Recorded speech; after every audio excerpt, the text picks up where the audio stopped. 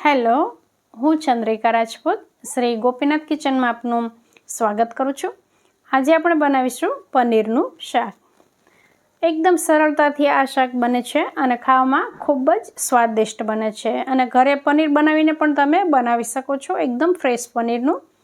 તો આવું શાક બનાવવા માટે આપણે તાજું અને મોળું એક વાટકી દહીં લઈશું। એમાં 1 ચમચી મરચું પાવડર, થોડી હળદર, અડધી ચમચી ધાણા જીરું પાવડર, અડધી ચમચી ગરમ મસાલો અને થોડી કસૂરી મેથી લઈ આવી રીતે મસળી અને આ દહીંમાં એડ કરી દઈશું। હવે આ બધું આપણે સારી રીતે મિક્સ કરી લઈશું। આપણે જે દહીંનો ઉપયોગ કરવાનો છે એ ખાસ કરીને મોળું અને તાજું લેવાનું। હવે આ બધું સારી રીતે મિક્સ થઈ ગયું છે। હવે આને ઢાંકીને સાઈડ પર રહેવા દઈશું। એક પેનમાં 2 ચમચા તેલ લઈશું। તેલ ગરમ થાય પછી એમાં આપણે પનીરના નાના આપણે ટુકડા કરીને રાખ્યા છે એ એડ કરી દઈશું। આ પનીર મેં ઘરે બનાવ્યું છે। 500 ml દૂધનું આ પનીર બનાવ્યું છે અને આટલું પનીર બન્યું છે। હવે આને આપણે આવી રીતે ફેરવતા જઈશું અને જ્યાં સુધી આવો કલર ના થાય ત્યાં સુધી એને આપણે થવા દેવાનું છે અને પછી આને આપણે એક વાટકામાં કાઢી લઈશું। એટલે પનીરને આપણે થોડું સાંતળી લેવાનું। હવે આવી રીતે આપણું આ પનીર સંતળાઈ ગયું છે તો એને આપણે એક બાઉલમાં કાઢી લઈશું અને પછી એ તેલમાં આપણે 1 ચમચી માખણ ઉમેરી દઈશું।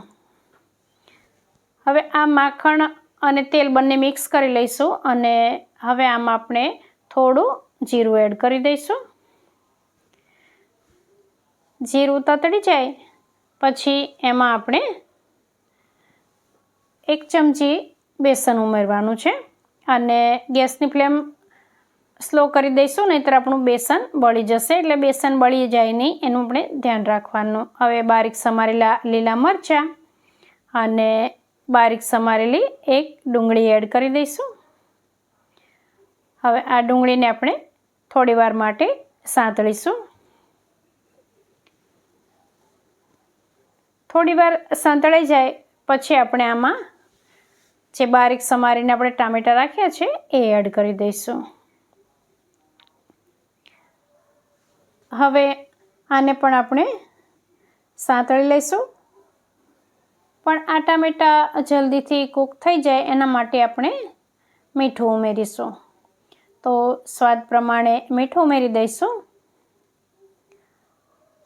હવે આને મિક્સ કરી લઈશું।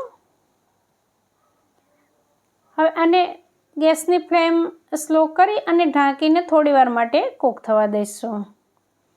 હવે આપણે જોઈશું તો ટામેટાં એકદમ સોફ્ટ થઈ ગયા છે। હવે આપણે જે દહીંમાં બધા મસાલા મિક્સ કરીને રાખ્યા છે એ દહીં આપણે આમાં એડ કરી દેવાનું છે અને હવે આ દહીંને આપણે મિક્સ કરી લઈશું। હવે આ ગ્રેવીને આપણે થોડી પાતળી કરવા માટે વાટકામાં પાણી લઈશું। જે આપણે દહીં બધા મસાલા મિક્સ કરીને બનાવ્યું તો એ જ વાટકામાં પાણી લઈ લઈશું, જેથી કરીને વાટકામાં મસાલાવાળું જે દહીં ચોટ્યું હોય એ આપણે ઉપયોગમાં લઈ શકીએ। હવે જરૂરિયાત પ્રમાણેનું પાણી ઉમેરી દેવાનું અને ત્યાર પછી એમાં આપણે જે પનીર સાંતળીને રાખ્યું હતું એ આપણે એડ કરી દઈશું। હવે આ બધું મિક્સ કરી લઈશું અને આને ઢાંકી અને 1-2 મિનિટ માટે ગેસની સ્લો ફ્લેમ પર થવા દઈશું। હવે 1-2 મિનિટ જેટલો સમય થઈ ગયો છે તો આપણે ખોલીને જોઈએ તો અહીંયા તેલ છૂટું પડી ગયું છે અને આપણું આ પનીરનું એકદમ મજેદાર શાક તૈયાર થઈ ગયું છે। હવે છેલ્લે આપણે બારીક સમારેલા ધાણા ઉમેરી દઈશું। આજે આપણે આ પનીરનું શાક બનાવ્યું એ એકદમ સહેલી રીતે બનાવ્યું છે। આપણે અલગથી ગ્રેવી નથી કરી કે એમાં કશું જેવું નવું નથી કર્યું।